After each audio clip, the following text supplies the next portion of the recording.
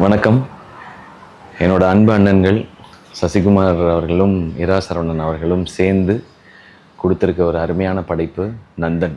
Sasikumar sir வந்து ஒரு வித்தியாசமாக ஒரு முயற்சி ஒன்று செய்கிறாரு, இது வேறு மாதிரி ஒரு படமாக இருக்கும் அப்படின்னு நான் நினச்சி, இது ரொம்ப ராவாக வேறு மாதிரி ஒரு படமாக இருக்கும்னு நினச்சி நான் போய் பார்த்தேன்.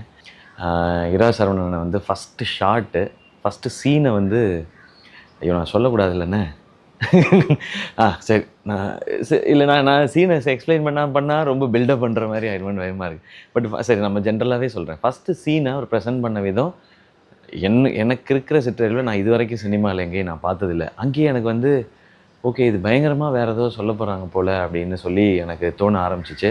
அதுக்கப்புறம் சசி சார் ஃப்ரேம்குள்ளே வந்தோடனே ரொம்ப இன்னசென்ட்டாக, ரொம்ப இயல்பாக, யதார்த்தமாக சசி சாரை நம்ம எல்லா படங்கள்லையுமே பார்த்துருக்கோம். மிக மிக மிக மிக யதார்த்தமாக, உண்மைக்கு மிக நெருக்கமாக சசி சார் வந்து இந்த படத்தில் இருந்தார். அதில் ஆரம்பித்து இந்த படம் கொஞ்சம் கொஞ்சமாக விரிஞ்சு போனது.